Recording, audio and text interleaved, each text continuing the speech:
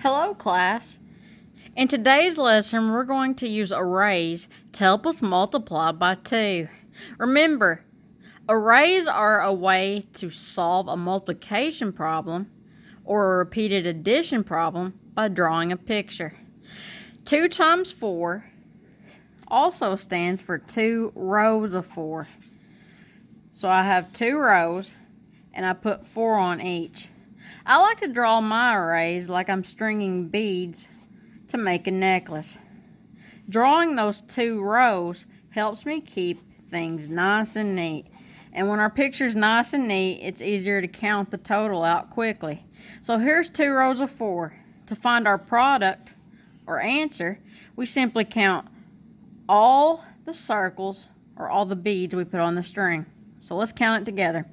1, 2, 3, 4, 5, 6, 7, 8. 2 times 4 is 8. Let's try a few more together. 2 times 9. That also stands for 2 rows of 9. The first number is always my rows. And rows go left to right. They're horizontal. Then I put 9 on each row. 1, 2, 3, 4, 5, 6, 7, 8, 9.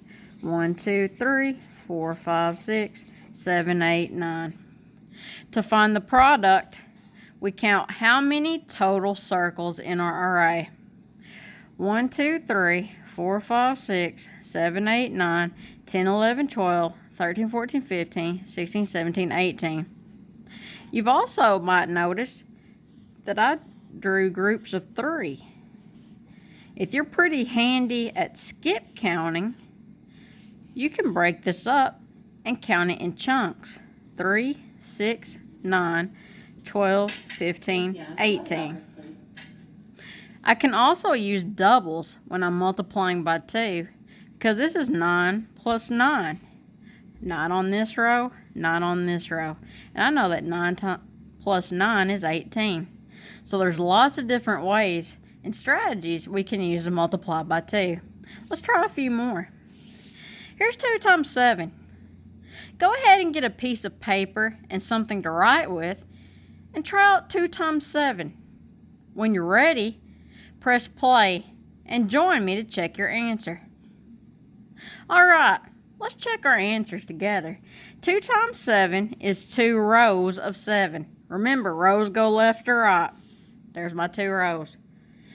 The second factor, or the factor after the multiplication symbol, tells me how many to put on each row. So I need 7 on each row.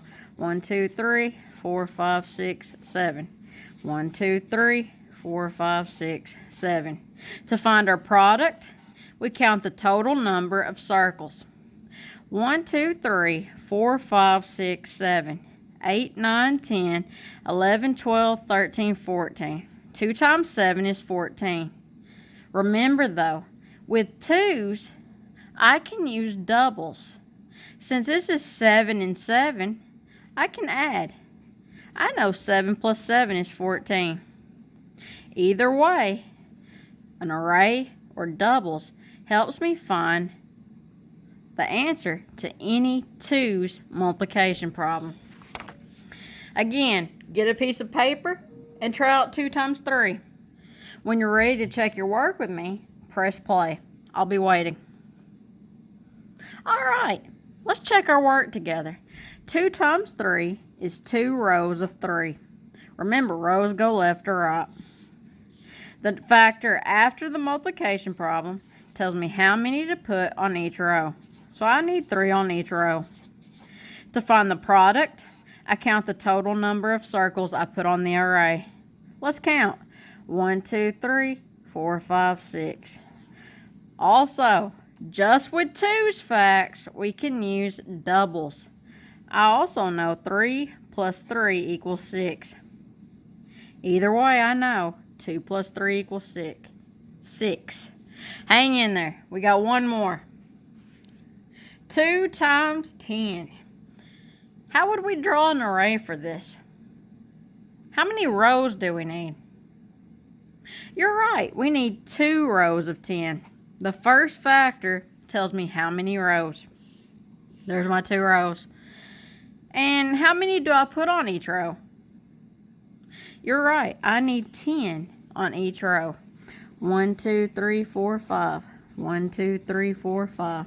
1, 2, 3, 4, 5. 1, 2, 3, 4, 5. I did groups of 5 because I know 5 plus 5 is 10. 5 plus 5 is 10. And there's different ways I can count this. Since I did groups of 5, I could count by 5s to find the total or the product. So I'm going to do that. 5, 10, 15, 20. 2 times 10 is 20. But also, whenever I multiply by 10, I can skip count by 10. So 2 times 10, I have 2 groups of 10. And let's count by 10s. 10, 20. I also know that 10 plus 10 equals 20. My goodness, there's so many ways we can multiply. Let's talk about the different ways we can multiply by 2. We know that with 2's we can use doubles, like 2 plus 2 or 4 plus 4. We can draw arrays for any multiplication problem. We can skip count